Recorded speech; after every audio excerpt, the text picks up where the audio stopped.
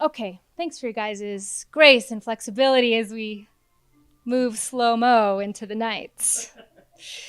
But we want you guys to know that we, Mirror Image Arts, Koffi and I, have been expecting and preparing and having lots of conversations about how we can create a space to make your heart sing, to make a spring in your step as you leave here that perhaps you didn't enter here with. We believe that if you're sitting here, it's the stuff of destiny, and that mighty wheels get set in motion when we sit in circles and in community together and talk about what really matters to us. So that's what this night is about. This is the Seeds Storyteller Series with Mirror Image Arts and Koffi. I asked him, I was like, do you want me to introduce Koffi, my brother Koffi, or Koffi Tuji, which is his last name, or Koffi Togo, which is his cultural center? And he's like, all of it. Just do it all. Do it all. I don't hate any of them, so. Right. And the reason I started this Seeds Storyteller Series is just that. It's to share people I know and love with people I know and love, because we believe that as we share our stories, it's not the goal for this is not to have this like spectator like sitting back sort of thing. It's like, how do we lean in? How do we lean in to each other's stories and be inspired by the words and the artistry of Koffi's? Be inspired by the heartbeat and the pulse of passion and love of our sisters at Mirror Image Arts, and the boys that they love and that they are companioning with great inventive hospitality of spirit. And so the goal is, as my invitation for all of us is kind of to have tonight be like a treasure hunt of learning and growing and learning about the juvenile justice system, which I know nothing about, from people that are not in there in a heady way. They're in there all with their hearts and like ready to be warriors of love and of justice in an educated, informed way, but they're leading with their hearts. So that's why I invited them to come and share. And so the idea is that as we listen to each other's stories, there are these seeds that are planted in us, that our own story kind of starts to grow and flourish. And sometimes it's connected with our storytellers. So if there are things that they talk about that you want to join in on, we have a couple of ideas, please do. And if there are things that their story sparks in you that has nothing to do with the restorative justice system, that's also a win in what we're looking to do here. So a little bit about me. My name is Sarah Davison-Tracy. This is my family's home. And we've had events for 20 years all over the city. And we've kind of landed in homes because we believe something really special happens when we sit in living rooms and have that sense of familial hospitality. And so we believe when people walk into our doors, it's a family sort of situation. So we sit here as sisters and brothers, if I may call you that. And if you may enter into that with each other, that's my invitation. I'm also the founder of Seeds of Exchange, and Seeds of Exchange is a community, is a collective of everyday people looking to light up the world and use their gifts to make a difference, and to do that together in a prismatic, beautiful way. Sometimes making music, sometimes with theater, sometimes around human rights and justice, and sometimes as moms and dads and neighbors and executives and businesses. Like, it's all amazing when we loop into each other's stories and do those things in that diverse way. So, the last seed I want to plant is to be listening and looking for what I call 4 Bs. And these are 4 Bs that I believe in this community where we talk a lot about making a difference. These 4 Bs I feel like kind of make the ground a little bit more fertile for the seeds to grow. So the first B is be still. And we will have a moment tonight to do that, just to catch our breath. And I know a few of you are post-surgery and aren't feeling great. And if it's a physical thing or an emotional thing or just a busy day thing, the purpose of being still is to find like a place of peace and a place of pause, and to practice planting those seeds in our everyday life more and more, because the more of a difference we look to make, the more we gotta have those pops to sustain the fight and the run, the race. And the second B is about being in a community in which we belong. So please, as you are here, we've been infusing the stories and the evening with this hope that as you sit here, you feel like you belong, like you are kind of in a cozy space of belonging. And the third piece is that you feel loved, be loved. Like that sense of like, you don't need to do more, you don't need to be a difference maker to be more loved, but that when you live, be loved, you do make a big difference because you just look to share that with people.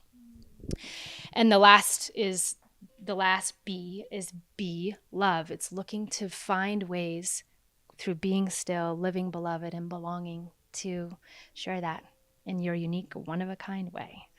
So be listening for those, because we believe without those, the race isn't sustainable. The difference we're looking to make, and the needs in the world are pretty epic and dark at times. And those things, I think, provide some light. They have for me. So we're going to start, as we often do, with what I call a place of pause or a pop. And the first part of that is literally taking a moment to be still. And I'm going to invite my sisters Maya and Andrea to come on up. And I'm going to introduce them more later, but right now we just get to experience. I asked them, so here's this time of be still. It always morphs depending on the stories and the voices and the ways that each of the storytellers come and what they have to offer. So this pop is going to be, I'm going to read a little bit from one of my books, just a meditation. And then Koffi, as we do this, is going to be playing his music. And Andrea is going to lead us through like a moment to take a breath that they do with their kids at Mirror Image Arts, which they're going to tell us more about.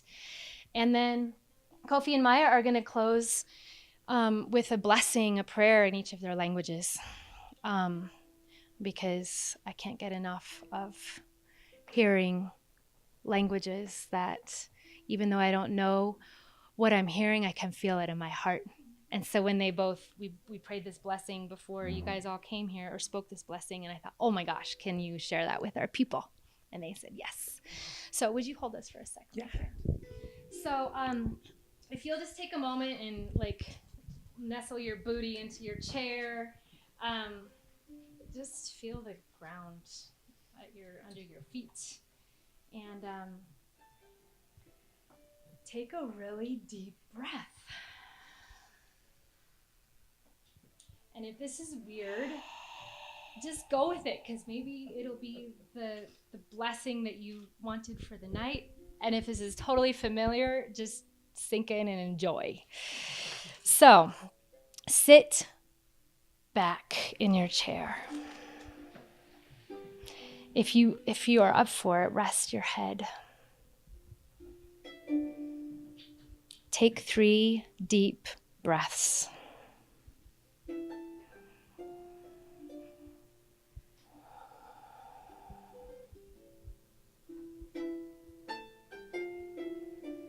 Be still. Surrender.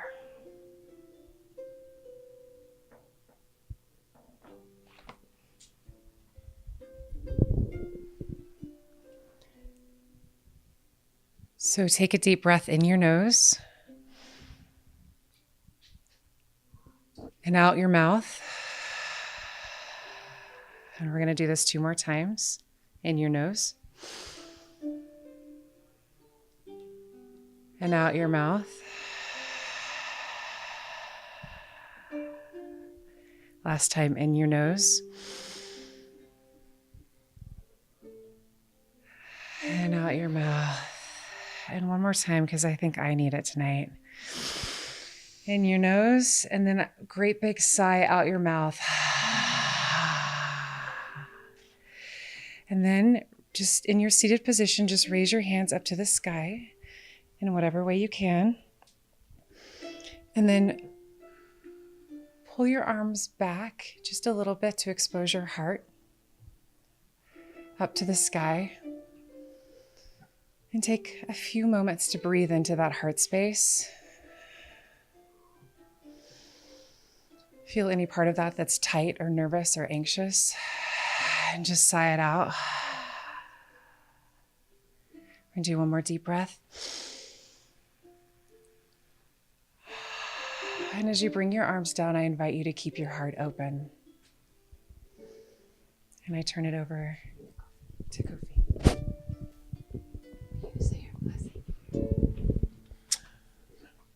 Okay. Can we all connect our mind to our heart? First, rub your forehead for a second and bring it to the heart and stay there for a second and listen to the beats of life. Without that beat, we will not be alive. So I will speak now in my language, Ewe, from Togo, Ghana, Benin, a part of Nigeria, one of the ancient languages.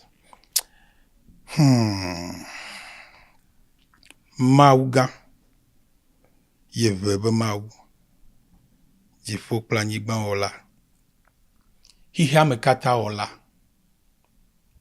Denver Ola, America Ola, Africa Ola, Europe Ola, Asia Ola, Australia, Ocean Ola, Mauga, Midakbeno, Ekplomiva, Miva le Sarah, le Brendan, le Viao, Mecca, Sophia, Bapeme, Akbereta, Otra no miame, Miakpojijo, the Jew, Kasimia Bajinti, Miakunu, Messiaman Pojijo, Mika Miabafome, Mauga, Yeveba Mau, Akbe, Akbe, Akbe. Take a deep breath.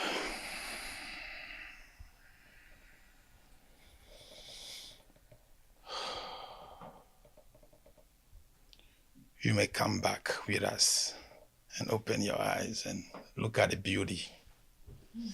Thank you, Sarah. Thank you, everybody. Could you share a little, like a few of the highlights of your prayer, of the translation?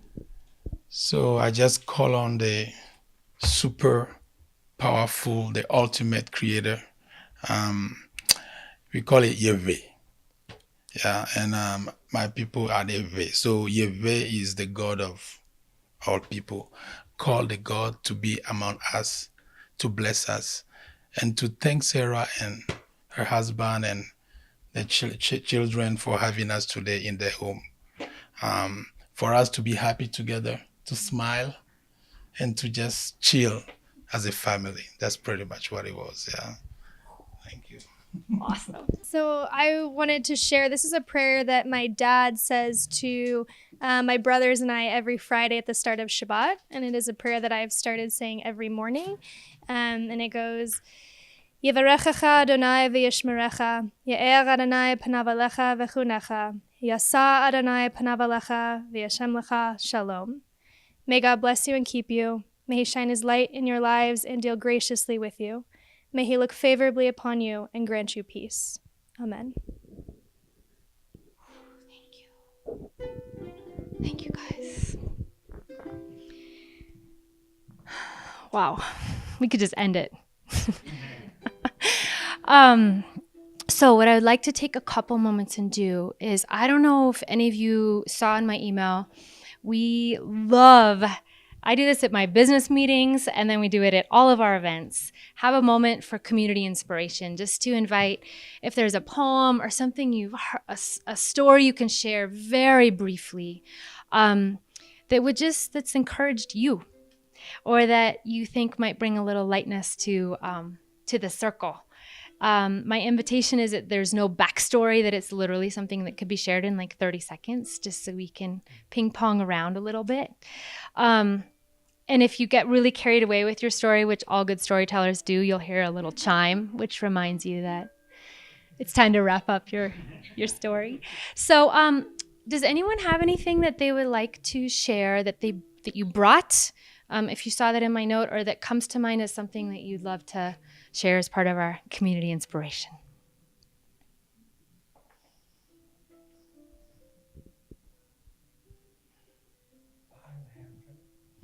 Hampton, hang on. Can you come up here, my friend? Are you game?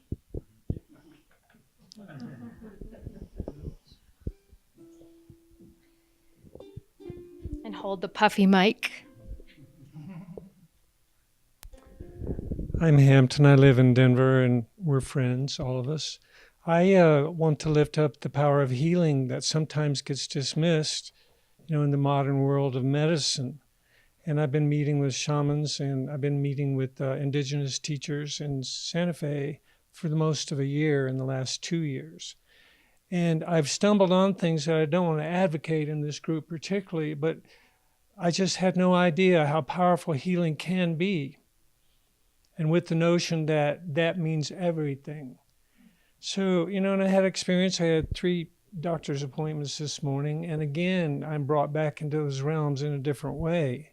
But I just was blown away. I mean, I grew up in a medical community and medical families and worked in hospital for 30 years, but I've never experienced anything like this. And I've never had cause to, really, until recently. But thank you, because that's really what we're doing in terms of this work, is healing, ourselves and others, or a vehicle for doing that. Thank you. Kat, were you starting to get up? Oh, yeah. Thanks, Hashim. You don't know where your phone is? Okay. Anyone else? Okay.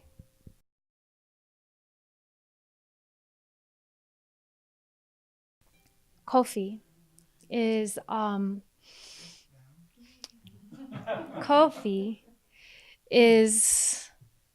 a treasured brother of mine, of our family, of many of you, and after tonight, I would hazard to say all of you. But I asked him if he would share. One of the things we talk a lot in this community is the why, like the why in the center of our hearts that's making us do the crazy things we do, stay up late, pour ourselves with passion into projects and into collaborations. And Koffi is one of those people who is wearing so many hats. He's an educator. He's an artist, singer-songwriter, dancer. He's an activist. He's building a community center in Togo, in West Africa, in his country. And here in Denver, also his country. And his vision is to have them be like a sister community spaces where there's a lot of stories going back and forth. And at the heartbeat of that is his love of people and his passion to fuel identities at a very deep level using art. So he's going to share his song or story first. Which do you want to do? Sure, let's just do something, a quick song since I have Okay. instruments. Cool. Everybody's doing good, huh? Yes. Yes. So this song is called Live Your Life, my friend.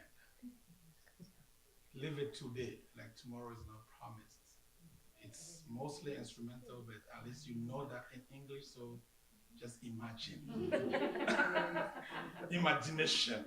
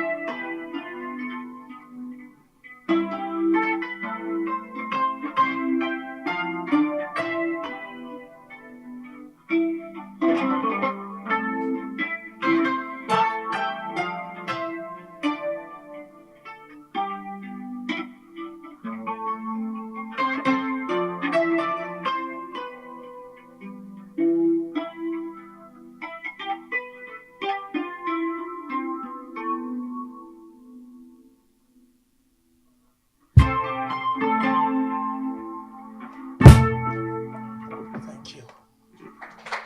Thank you. Gracias.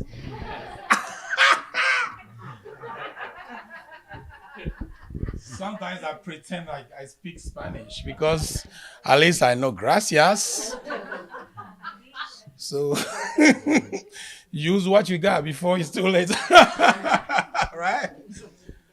It's a pleasure. Oh, can I? Yes, I got muscles. I can. Thank you. All right.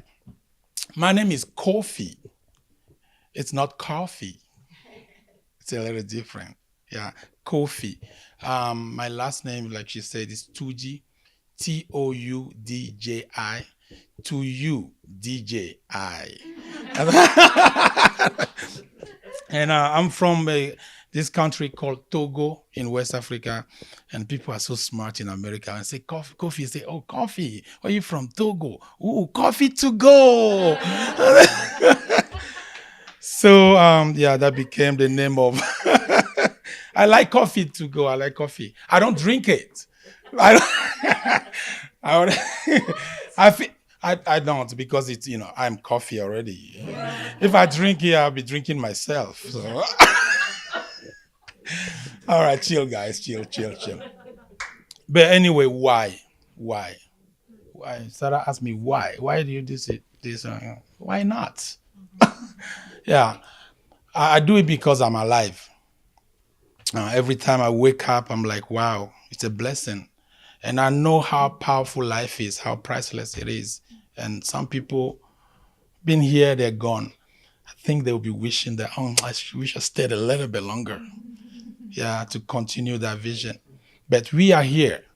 We are here. We don't know what the other side is. I don't think we know. We might think we know, but I don't know. So the reason why I do is because I am here today and I have that capacity to do it. I have it. I am here. I have the flesh. I have the muscle. They're moving. I'm breathing. And I can do this. And I know what the community needs. The community needs more art, more music, more being us. Be yourself, right? And because we are on a journey that is taking us a little bit away from us being us, right? So we are in a community where we live so much in our heads. Yeah, the imagination is good, but we kind of traveling a little too fast and too far and forgetting the home. Yeah, so one of the things I wanted to do is to help myself come back to the home first and take care of the home before I can continue the travel, and then also hopefully help other people, because I believe that, like I said before, nobody is alive without these heartbeats. Yeah, when the beat is not here, you will not move, right? So when the beats, it pushes blood in your system, oxygen, whatever you need, right?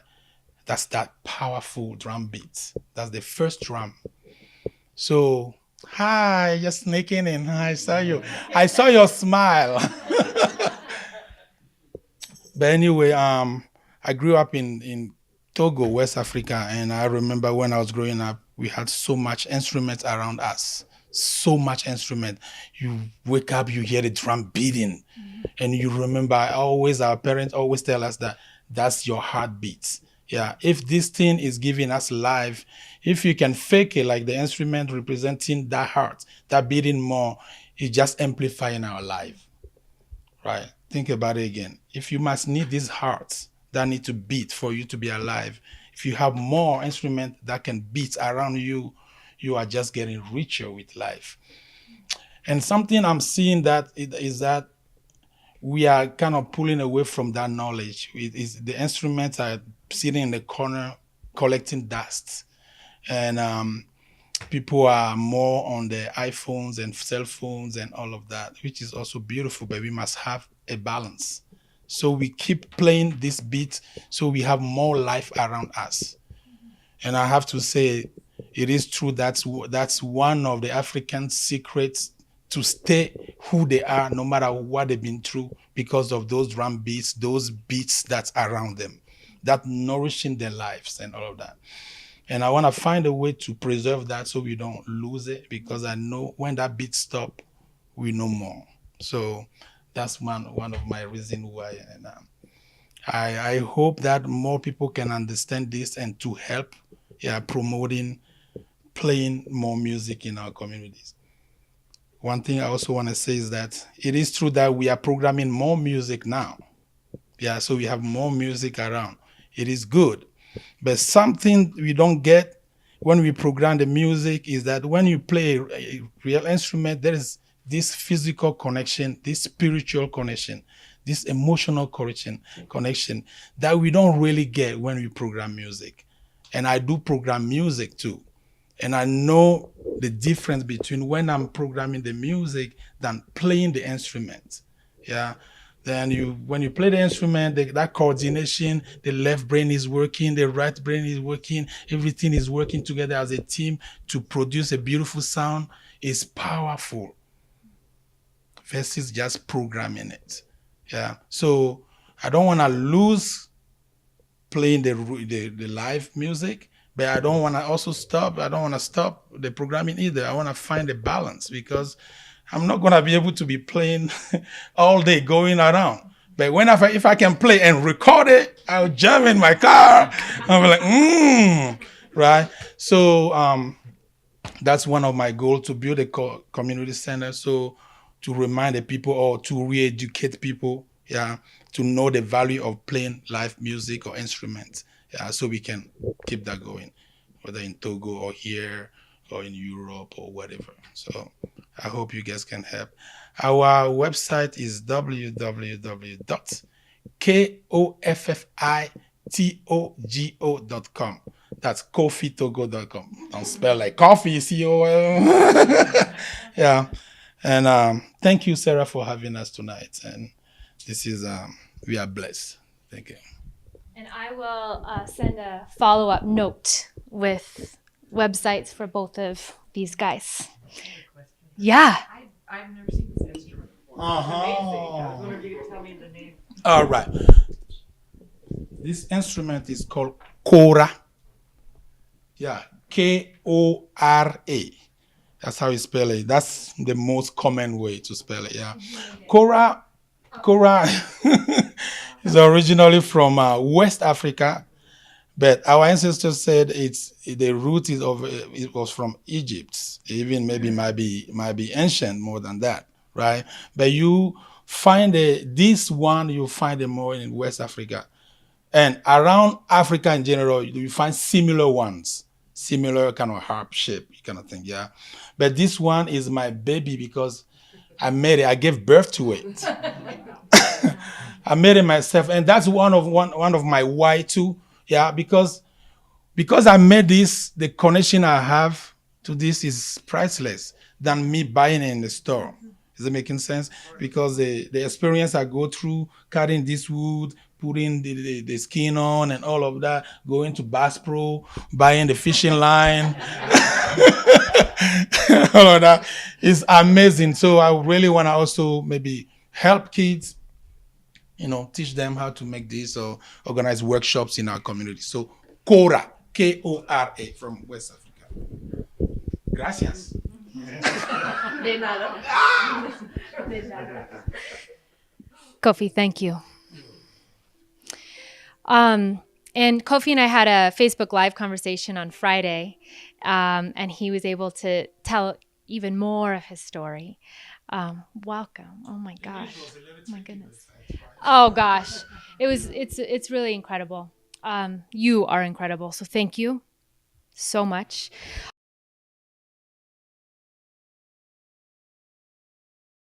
All right, Maya, come on up, love. So, our second featured incredible changemaker storyteller is Maya, and she is with Mirror Image Arts. And before we get into Mirror Image Arts, people always love to know, like, how do you find these amazing people, and what's the connection? And it is always, so far, it has never not been this.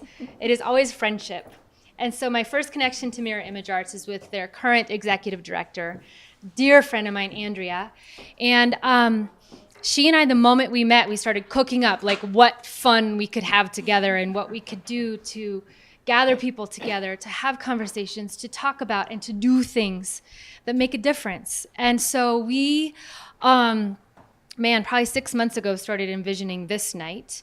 And right away, we began talking about this brand new program at Mirror Image Arts. We're one of the first folks that are hearing about it out in the world, in Denver. And she just sung these praises of Maya, who is the originator of using theater in the juvenile justice detention centers here in Colorado. And she's been doing this for 6 years. And they just formed this collab with Mirror Image Arts, which is what happens, right? We do the things and then we find the connections that makes it even take flight more, which is a seed I want to plant, because Maya's been doing this for 6 years. And then the second she was able to loop in with Mirror Image Arts, both of the work of Mirror Image and of Maya's just got bigger and more beautiful and more joyful. So that's what happens when we work together and collaborate. So I'm going to let Maya take it from here, and she's going to share with us about her passion, her why for this work, and about Mirror Image Arts and about the Restorative Justice Theater program. That's incredible. Thank you. Thank you. All right. You just give me the word when you're okay, ready. I'll give you I'll do a little dance move for you. Okay. Well, thank you all for being here. I'm glad that Koffi could bring a little laughter and joy. I have to say this part of the program gets a little heavier. So just take care of yourselves later tonight. It's funny, I'm a very joyful, light person, and yet as you learn in this story, I dig in real deep to heavy stuff. So I am the program manager for Mirror Image Arts. This lovely woman back here is Andrea. She is our executive director. And I have been a part of the organization for about 4 years. So I'm going to really quickly give you just a little bit about what we do and how I have been able to bring all of my loves into one wonderful space. So we are a theater company, and we use theater as a tool to explore social emotional well-being of young people. And we do that in lots of different spaces through what we call applied theater, which is a style of theater where you go into non-traditional spaces and really use theater as a tool to engage in conversations around social justice and community and what is happening for anyone in kind of different forms. So we have theater in and out of schools, which is where we really, as our flagship program, doing theater for social emotional well-being through a bullying prevention lens. We bring professional actors in, we work with youth, 4th grade to 12th grade. We're in the school day, after the school day. It's a beautiful program that was what brought me into this space. Then we started to do theater in communities. We have a deep partnership with Denver Parks and Rec. We go into a rec center, and right now we're working at the Swansea Rec Center. They've picked that site because it's where the I-70 traffic is happening. They're really interested in bringing in an arts organization to work specifically with the youth to just learn more about what their experiences are as change is happening in their neighborhood. We come in and work for 6 months with the community, specifically through the youth. We bring in a resident playwright and professional actors, and we devise an original piece of theater that puts on a staged professional reading in connection with the youth and professional artists that we work with. And then, most recently, we've brought on theater in juvenile detention centers. And I'm a crier. I promise you it's going to happen tonight.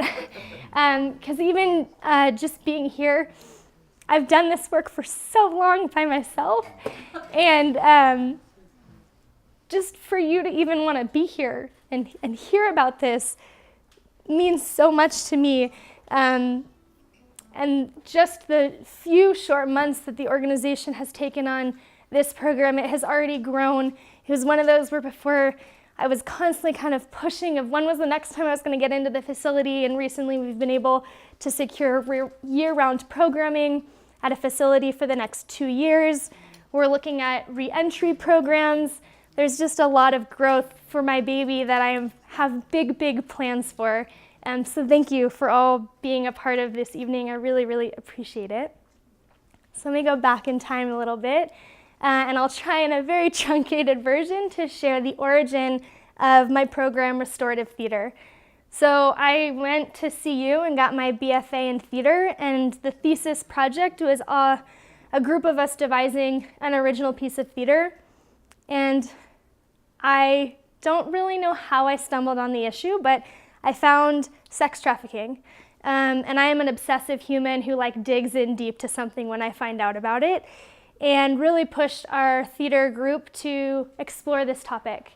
So we worked for a whole year researching and learning all about sex trafficking in America, and we performed a play, and we had a talk back and advocacy, and everyone graduated and went their ways, and I lived in Israel for a while and broke my shoulder snowboarding in Europe and ended up in Fort Collins with my lovely husband here, and didn't really know what to do with myself.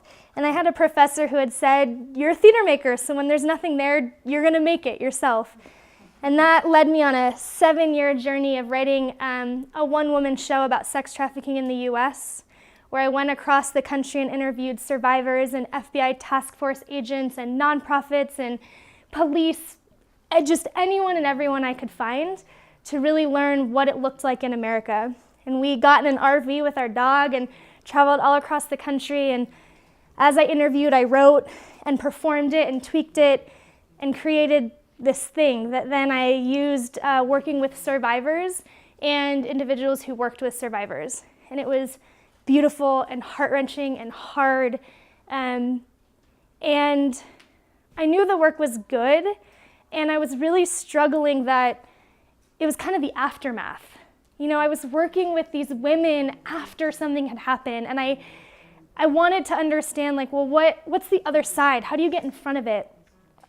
I started on this big journey of you can't find Johns and pimps. No one's gonna just talk to you. Where can you find them? And that kind of started me on a journey of prisons. Prisons are a space. And then my husband on the drive here reminded me that it was a combination of that journey, and on our road trip, we drove all through the night from Minneapolis back to Denver, and I listened to an NPR podcast about a woman, Agnes Cox, who created Shakespeare Behind Bars. And she was in Minneapolis, and she created a theater company using Shakespeare with adults. And it was 3 a.m, he was asleep in the back, and I was driving, and I was like, that's it. That's what I'm gonna do. I'm not gonna do Shakespeare, but I'm gonna do that, and I'm gonna work with youth, because that's where I really find hope and joy, is working with youth. And so with that, we moved to North Carolina, and within the first 2 weeks, I started researching, where do I even go? And we lived in Durham, and about 45 minutes outside in a town called Butner, North Carolina, was a juvenile detention center. And I reached out to this amazing woman who I owe so much to, Sandra, and I said, I got this crazy idea. I want to come in and work with your boys. I don't know what it looks like, but I want to just try some stuff. I think I can use theater in this really cool way. My background is in it. And she said, come on in. And for 1.5 years, once a week, I went in and just tried all kinds of things. Some of it failed. It was really hard. I had most of the boys were involved in different gangs, which would come up a lot in the space. It was hard. And I don't know what came over me, but one day they didn't fully understand theater. And so I decided, okay, I'm just gonna perform a part of the monologue from my one-woman show. And I had no idea how it was gonna go. A lot of these boys were in there for sex offenses, and here I was gonna perform a monologue about a survivor of sex trafficking. And I kind of set it up and I performed it, and the transformation was just astounding. You could hear a pin drop. They were so engaged. And afterwards, they had question after question about, how did I find this out? And does this always happen? And when did the police get involved? And they had so many questions. And I just turned it back on them. And I said, well, why do you think girls get into this? How does this happen? And with that, one boy in particular was like, hey, miss, can I come do that? And I was like, what do you mean? He was like, I want to get on stage like you did. And I was like, okay. So there is a style of theater in what's called theater of the oppressed called hot seating, where a character sits and audience members ask this character a question, and the character answers as honestly as possible.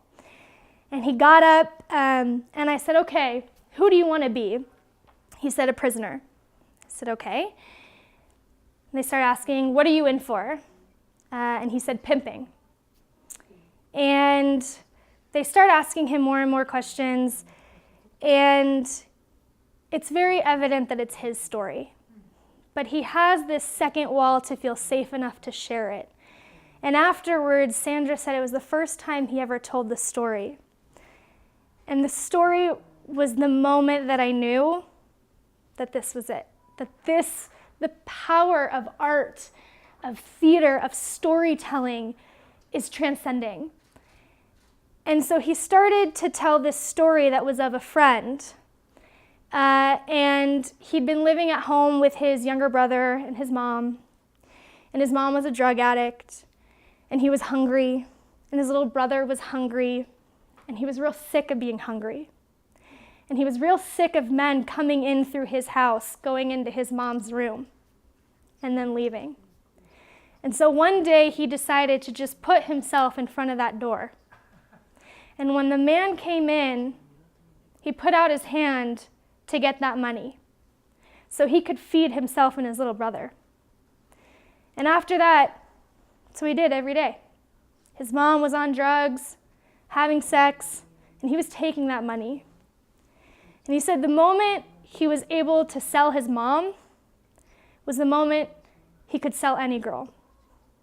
And they'd lost their humanity for him. And that moment, and watching these boys experience it, and then him just breaking down, sobbing, and that it was the first time he'd shared his story, and just his vulnerability and authenticity in that moment of just sharing his truth in a space with other young men who experienced trauma was life-changing. And that was the moment that I realized, oh, this is the type of theater I want to do in these spaces. And so with that, I worked with them and I built what is Restorative Theatre. And I've been doing it at Lookout Mountain in Golden for about 4.5, 5 years. And it is a space that has pushed me to be the best version of myself.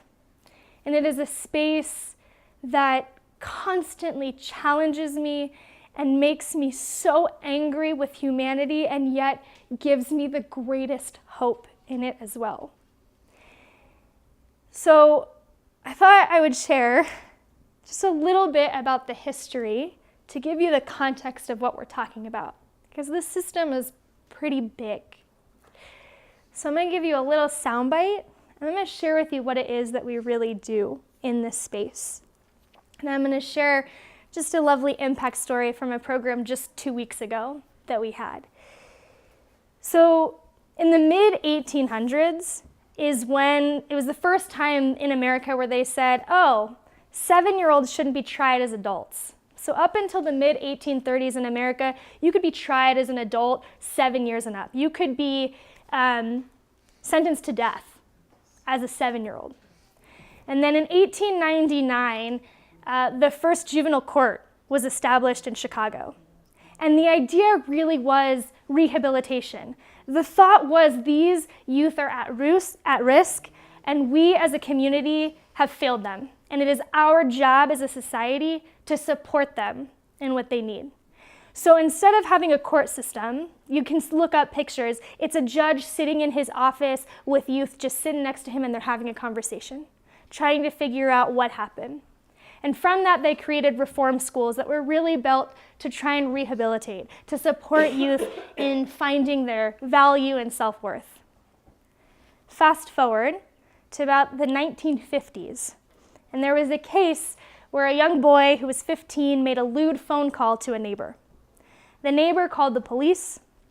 The police came, picked up this kid without the parents' knowledge, took him to prison, and he was sentenced to 6 years at a reform school for making a lewd phone call. All without his parents ever knowing, without him ever being told what happened or why he was there, and he was sent away. It went all the way to the Supreme Court. And so then the next reform was youth need due process. We need to be treating them just like everyone else. There needs to be a judge, there needs to be a jury. They need to have a full court hearing. Well, as it happens right in reform, that everything, there are two sides to every story. What ended up happening was we put them into a system just like adults, which forced them into a criminal system about punishment versus a rehabilitative system, and looking at youth as unable to really have full control over what is happening in their lives. And I will tell you, I work at Lookout that holds the highest offenses in Colorado. So I am working with murderers, I am working with rapists, and I think the key thing to realize is it is a cycle. And every single one of the boys I work with, they themselves at one point were victims. You look back at their history and it is just documented how much our system has failed them, as reports from DHS have come in over and over and over again. And it is this cycle that we have not figured out how to break. So we started turning into the system that was putting them more into a criminal world. Then in the 80s and 90s is when gang violence really skyrocketed. Gun violence and crack cocaine was rampant. And so they started the Get Tough laws, which reverted us back almost to the mid-1800s, where we were again trying youth as adults, about 13 and up. It's where the phrase adult time for an adult crime came about. And so it skyrocketed. And then only about 10, 15 years ago have we started the reform again to say, okay, this is not working. And so it gives me hope. We're on the right track, but we're not We're definitely not there yet. And what has been fascinating in just my time at Lookout, it is only this year, in 2018, after a report came out a year ago called Bound and Broken, that the Division of Youth Corrections in Colorado is one of the most punitive systems in the country, with some of the highest offenses of physical abuse towards youth in our juvenile prisons. So things are changing, but it takes time and it takes community to push back and say, we're not okay with this. I truly believe that what is happening in the juvenile justice system in America is the bottom line for our humanity and our society. And so now it is our chance to lift up and to continue this reform, because these youth are ready for it. They're aching for a community to call their own. So I want to share with you 4 statistics from this report so we can really understand what is happening in this state. Between 2013 and 2016, even though the number of youth has decreased, there was a 42% increase in fights and assaults within all youth facilities in Colorado. Between 2013 and 2016, there was a 108% increase in critical incidents in Colorado facilities. From January 2016 to 2017, staff physically restrained kids 3,611 times using what is called the wrap, which is a full body restraint, much like a straitjacket. From January 2016 to 2017, staff placed youth in solitary confinement 2,240 times, which they call 23-1, just 23 hours in and 1 hour out. For youth who have experienced severe trauma themselves, these systems are only exacerbating the problem. What is hopeful is that Colorado has adopted what is called the Missouri model, which is a process of really switching from punitive to rehabilitative. What's really exciting is the pilot program is happening at Lookout Mountain. And what's even more exciting is Restorative Theatre is working to be a part of this model. And the hope is that we will work along as it grows throughout the state. Restorative Theatre will go with it. Because we've seen that we have evidence-based practices in trauma-informed care and positive youth development, that this program is really, really helpful. So, let's just all take a deep breath. I want to share a story with you before I explain kind of what we do. So we just started a new program about 2 weeks ago, and there's 9 youth in it, and we do a blend of youth who have been in it before and then new youth. And I've identified this one young gentleman who is just an incredible human, who is an absolute leader, and life circumstances put him in the wrong place at the wrong time where he didn't really have choices, and ended up, he's at Lookout for 5 years. And he was kind of forced into my program the first time, and he came in, and I asked the first day, like, why are you here? And he was like, because the staff told me I had to be here. I was like, hey, that's fine. It happens a lot where they're like, I get out of the pod for 2 hours, so I'm here. I'm like, great, that's a real good reason to be here. And he came back because I said to him, I'm going to teach you how to facilitate, and I'm going to teach you how to direct, and you're going to stay with me until your time ends here, and you're going to start leading this program in this space. And I told him this on the second day, and he was like, I'll think about it, miss. And he shows up, and we go to pick up the boys, and we almost didn't get to start our program because they were on shutdown because there had been a riot earlier that day. But they let us in, and I go into the unit, and there's another young boy, he's only 15, and he's sobbing. He's crying pretty intensely with a staff member. And he's one of my new students. And the staff member asks me to come over and try and talk to the youth. I ask him what's going on. Something had happened. And then what he just keeps saying is, it doesn't matter if I leave for 2 hours because I have to come back to this. It's always back to this. This is all it ever is. And I was trying to talk to him, and I was like, you're right, it is. And you can at least have a choice for 2 hours of how you want to spend your time. And I kind of set everything up with him. And this young gentleman of mine comes over, and in a space where you do not let down your guard, he put his hand on his shoulder and shared with him how exciting group was and said to him, please come. I really, really want you to come. So he came, and we start every week with a check-in where people share how they're feeling, and then they say, I'm checked in. And the idea behind it is I want to value exactly how you're feeling, and I want you to be an actor in this space. And I'm going to treat you all like an ensemble who is here to do the same work. And this young gentleman shared, I'm anxious.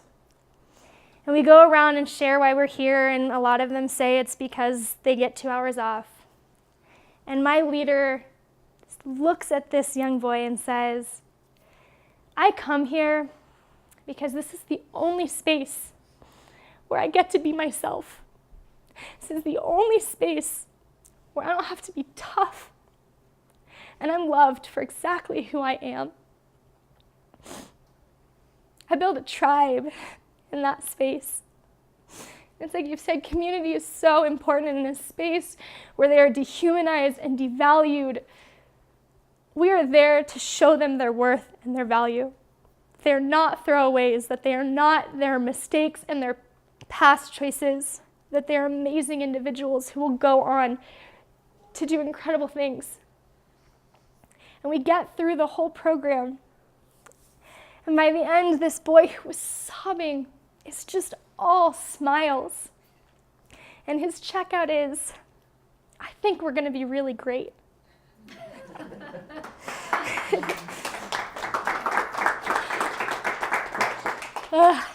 And I'm going to ask, I've asked Andrea to be one, but I'm going to ask 4 other volunteers who can come up here. You're going to read something very short, but this is an excerpt from the play that they wrote. So these are the boys' actual stories and voices. And because they can't be in here today, I thought it was really important, though, to honor their stories, but from your voices. So, do I have some brave souls who would like to come up and read just like 3 or 4 lines? 1, 2, 3, 4, and 5? Can you give them a big round of applause?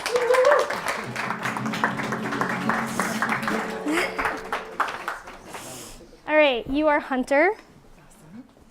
You are Rodrigo. Okay. You are Xander. Sandra? Xander, yep. You are Jarvis. You are Ricky. And I'm gonna ask you if y'all want. We need to share microphones so things get heard. Is that a true statement? And then I'll play myself. I was the narrator in this. So I came into it from time to time. And so just so you know, part of this play was I had them do writing prompts. So at the beginning of the process, they wrote a poem, I come from a place. Halfway through, they wrote a poem, I am. And near the end, they wrote where I am going. And so this is a little bit, you get a little bit of a blend of both the poetry and context around what it means to be an outsider. And in true Mirmanjart style, we'll take a deep breath before. So everyone wants to take a deep breath in and out. Yep, we can cue music.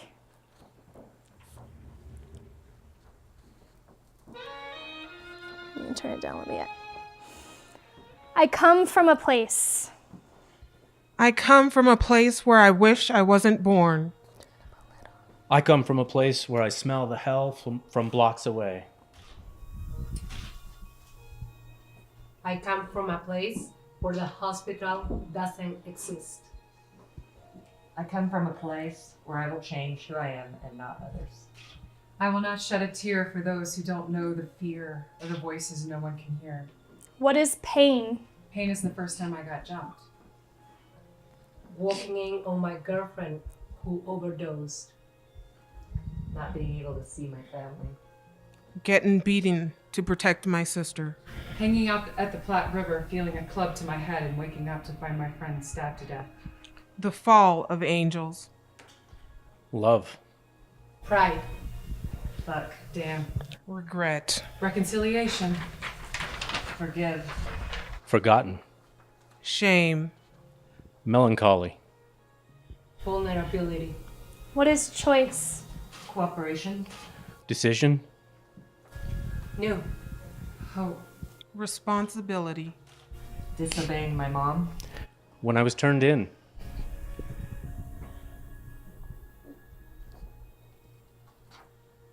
When I ran from Jefferson's Hills. Cutting off an old friend who was self-destructive. Forgiving my abusers and myself to move on. When do you have choice? When you find love. When you leave. And you don't know what to do. When you need help. When you want to be happy. When you let go of the past. When you want to change.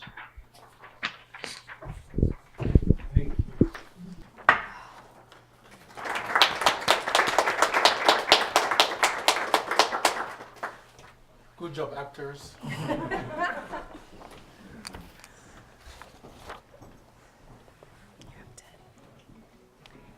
So, oh man. At this point, I think I'd open it up to questions. Are there any questions? Do you need to just sit with all that information? Yeah. Why don't they have any mirrors anywhere? So, yeah, why don't they have mirrors anywhere? So they can't have glass mirrors, right? Because they could use that for self-harm or as a weapon.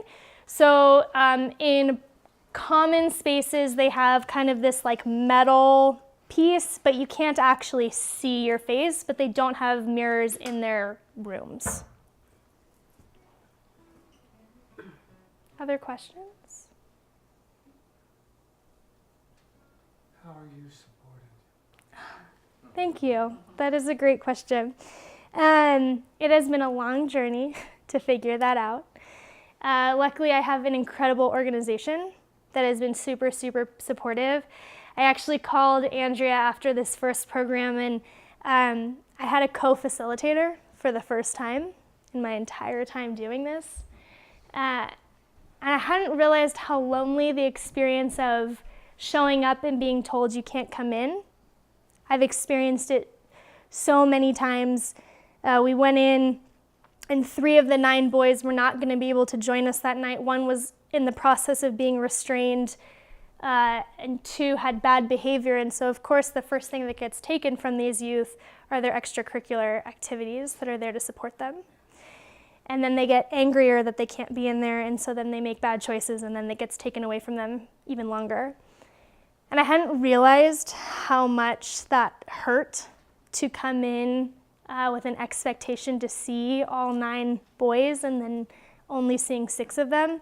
And just having someone else in the space with you, I mean, it's community. It's having a shoulder to lean on is a really, really incredible part of it. And also, I haven't shared this story very much. It really is a program. I worked a full-time job and would go do this on the side. And I did it for so long that I hadn't realized what holding that story in had been doing for me. This is only the 4th or 5th time I've ever shared this story. So thank you.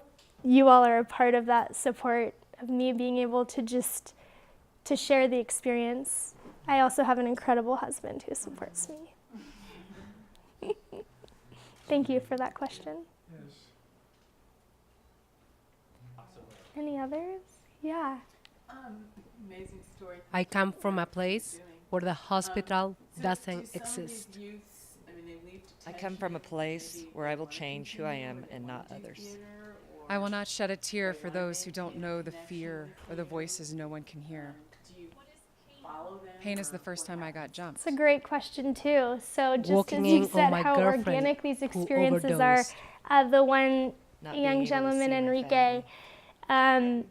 he got out hanging recently. out at the Platte River, feeling a club to my and head and waking up to find my he friend stabbed to death. has had a really, really long, hard story, and he does not have family here. His family is back in Texas. And most of his Reconciliation. family is not a space where he should be. So they actually, his team had seen how helpful the program had been. So he'd been in every single one of my programs since I started. And his team asked if I would be a part of his parole. So I think this is another side thing that's just really, really frustrating and hard about this system. There are a lot of, not a lot, but there are theater programs in adult prisons across the country. Cutting off an old friend. There's actually one started by a dear friend of mine through DU. And what's different is in an adult prison, they say, okay, we're going to come in and do a program, and then they say to the adults, who wants to sign up? Go ahead. You don't know what to do. Youth don't get that choice. So they might be able to say, I want to be in it. But then there is a group of adults who decide if they are safe enough to be in it, if they would benefit from it, if they are safe to be with the other youth in it. So they are truly stripped of just all choice and voice in this space. But this young gentleman had been a part of it, and his client manager saw the validity in the program and asked me to be a part of his parole team. And at his parole hearing, they looked at me and they were like, so you're a part of like a theater company, right? He can keep doing stuff with you, right? And I was like, yes, of course, yes. So that was the seed that started what we are currently in the process of building, which is a reentry program. So we're doing it in some phases. Phase 1, we actually present to the state of Colorado on the 21st of this month to just allow them to, some of these youth to come in and be a part of the rehearsal process of our professional actors for our in and out of school programming. The big climb will be that right now there's not ever, in the state of Colorado, has there ever been a reentry program bringing youth back together. So far, they only have programming that is individualized, one-on-one. They worry that the youth come back together will be dangerous, make poor choices, instead of seeing the opportunity of shared experiences, how hard it is to come back into society. So we're gonna push and see if we can at least start there.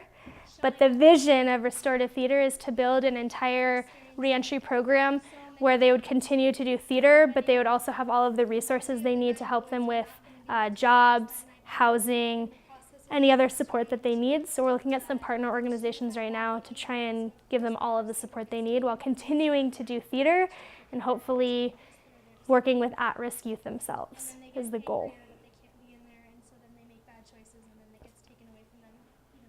I think that's time, unless there's one last burning question. Or anything you think I just forgot. I would only say what the experience is like for those youth that come out of the system and try to navigate back into society. Can you give an idea of that? It's pretty impossible. So right now, especially in the state of Colorado, there are very few systems put in place for adults. There are slim to none for youth. It's also really, really hard. A lot of the youth that I work with are sex offenders, and so therefore they can only live in certain areas. So again, they themselves were abused as a young person, so their entire understanding and experience of sexuality has been framed as a victim, but then moves them in to the offender. And then they are cast away to the outskirts of the city in spaces where there is not public transportation, where it's just really, really hard to get around. So there is not much. Colorado's recidivism rate is exponentially high right now. It won't be for forever, though. Restorative Theatre is coming to help out. We're gonna build a dream home. But that's the other big thing is we tell the youth that once they're in the Restorative Theatre, they're never out, that they always have a home with us. And it is giving them hope. They're all aching when they get out. They're like, we're gonna come work with you, right, miss? We're gonna keep doing this. So one day at a time, we're trying to build it. And that through this, we're really hoping the support here will help with 3 youth in the program right now. Thank you. Thank you all. Thank you for sitting with me on that. Thank you.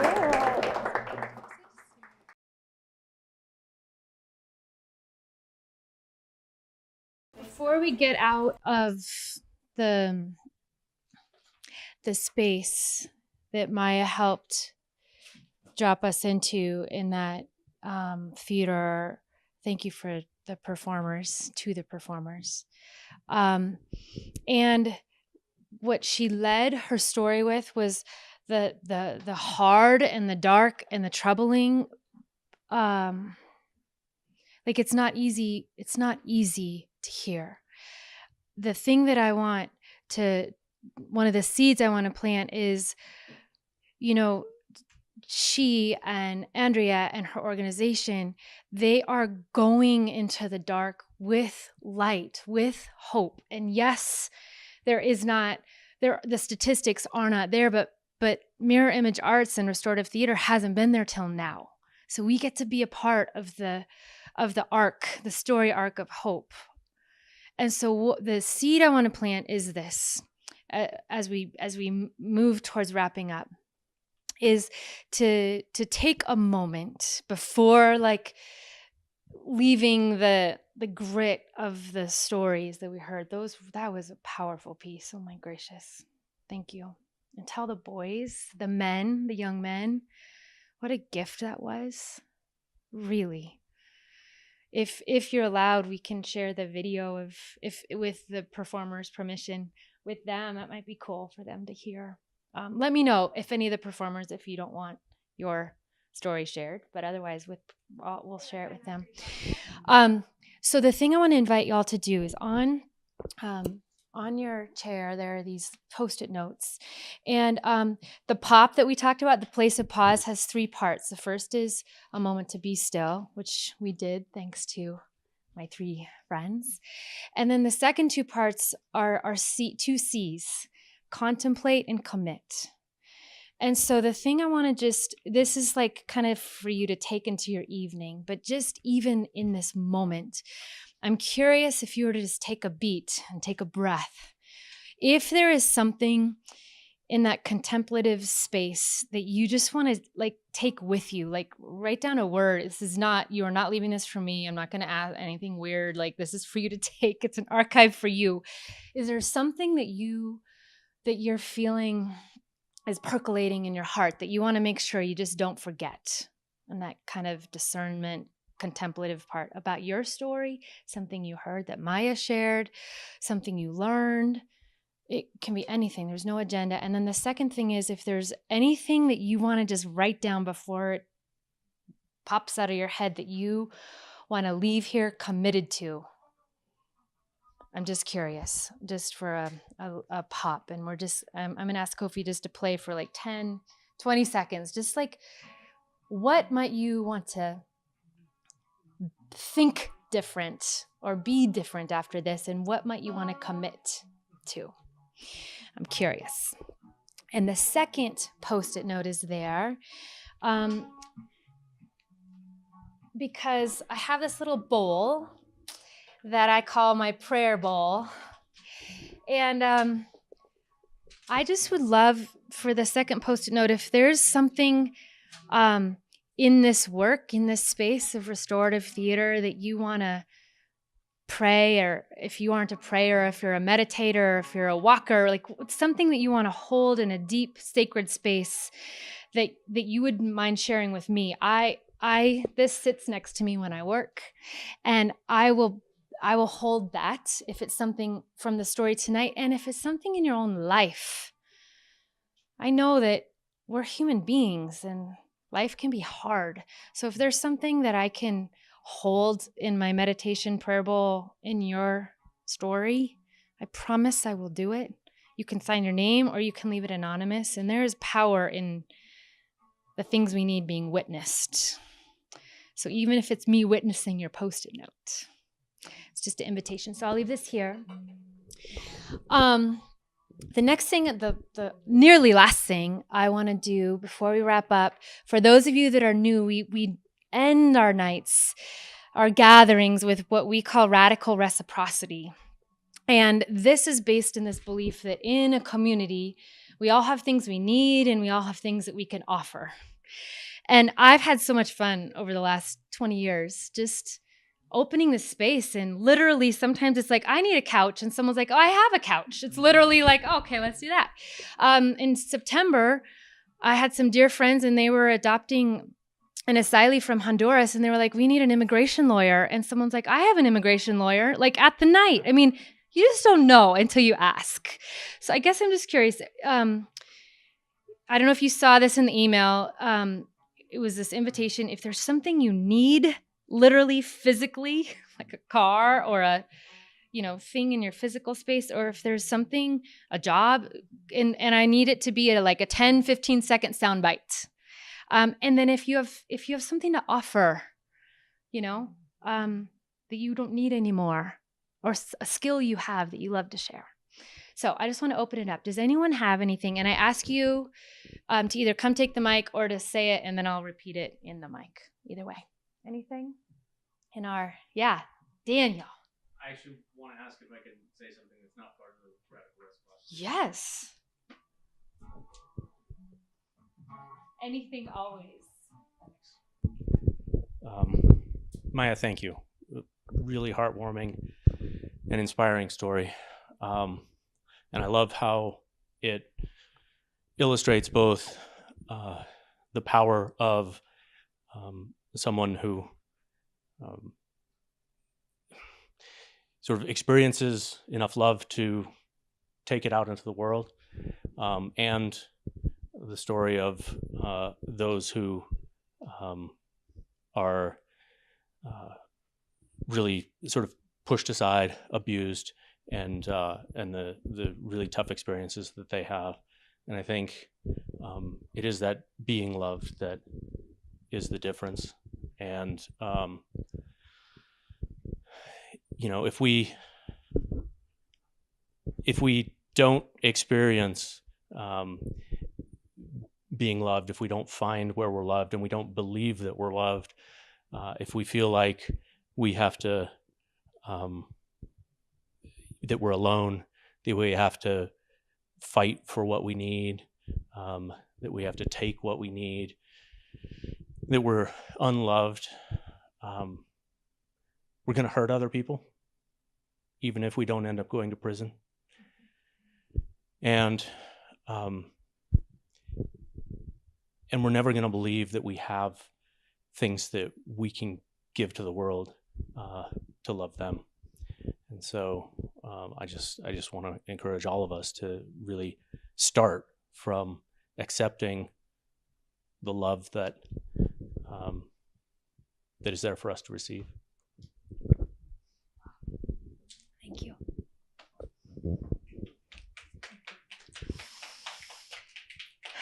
Thank you.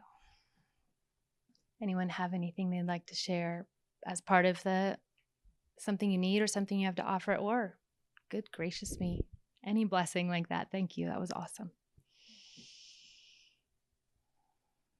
Wow. Nothing? Yeah? Come over. Do you want to? No, come up here. Come on. Bring that beautiful smile. Yes, front and center, yo. And lovely smile. Hi. Thank you guys for being so welcoming. This is my first time here, and I did not think I would get up here, but I guess this is something that I both need and can offer. I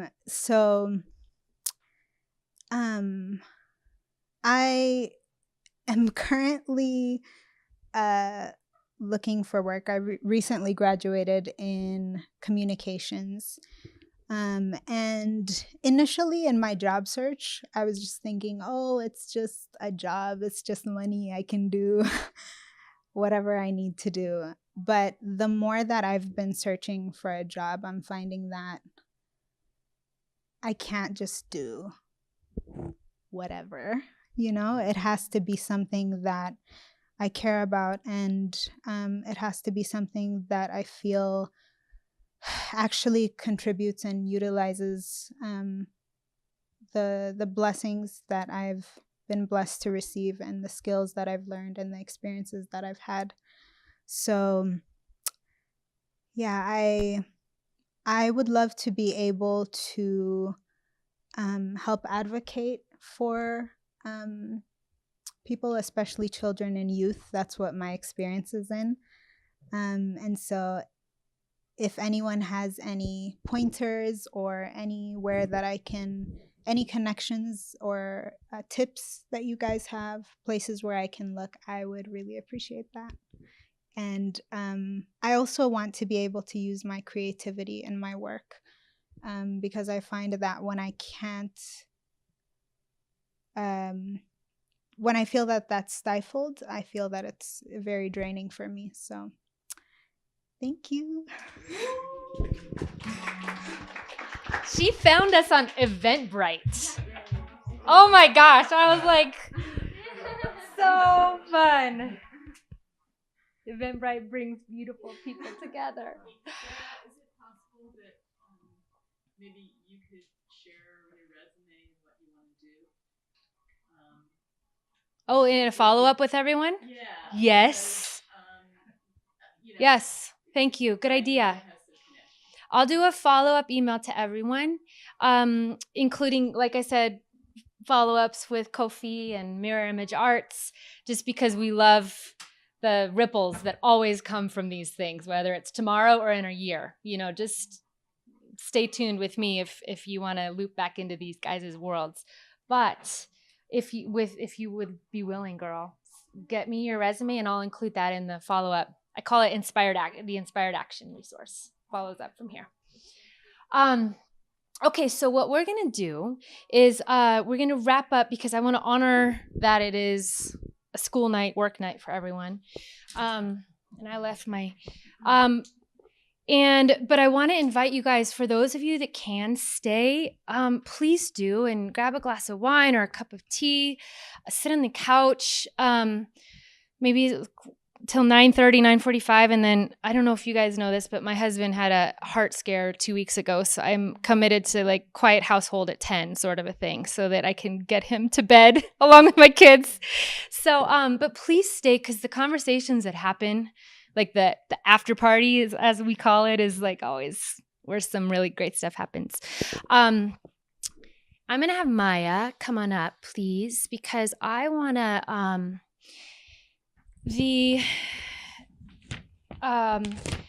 one of our tenets here at Seeds is something that we call everyday philanthropy. And it is about exactly what Daniel said. It is about this belief, this commitment that we all have this wealth inside of us, these passions, these loves, these ways to contribute to the world. That's amazing. And it's not just for the changemakers or the philanthropists or the whatever the ways that we define people that make a difference. It's like that torch is a blessing of being human. And so we have a couple, the table in our dining room table has all these like fun swag things. It has my books if you want to buy those. We have a February special on the Nepal bracelets that we call brother and sister bracelets. For the month of love, it's buy four, get one free. And it's kind of like the thing with that is how we spend our money.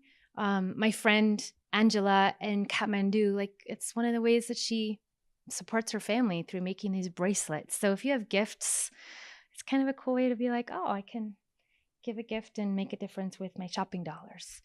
And then the other thing that we do at Seeds is we always have a partner in the world that we give a portion of the money we make from book sales and events. And it's like a spotlight for a month or two during the year. And our February spotlight is Mirror Image Arts. And Maya did mention this, that our goal in February is to raise $1,200 for Mirror Image Arts, which will cover 3 of the fellas. Yes, in a 12-week program. in a 12-week program. And until they get some of these bigger grants on the 21st, for those of you that meditate, pray, believe in sending juju, let's just like share that love. But like I believe profoundly in the power of us ordinary citizens getting behind grassroots. Like what a cool thing to be a part of Maya's world and Andrea's world and these boys, these young men. So for those of you that have $1, $10,000, I mean, like it is, every dollar matters. It's all going to them. I'll have in the office. So when you go out, our office is on the left. I'll have our Facebook fundraiser up. If you're comfortable giving money there and you have a few dollars, please do. If you'd rather give a check or cash, we'll take that.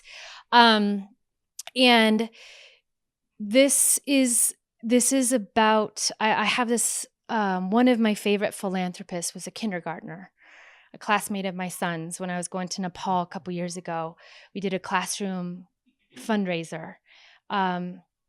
And she brought in a Ziploc baggie of her greatest treasures. It was her hair ties and her favorite barrettes and pennies and nickels and quarters. And it was literally everything she valued in the world. And she just was like, take this with you to Nepal and give it to someone that needs it. I'm like, that's a philanthropist. That's someone that's looking to make a difference with the stuff she's got, with her treasure. So it's not meant, if you have nothing money-wise, like no pressure. That is not why we are here. It's just a ripple, a possibility, an invitation. Do you have anything to add? I don't think so. That was okay. You had it right there. Okay. Well, thank you for your story, for being one of 4 times you've shared your story. I feel like, talk about a treasure. Thank you.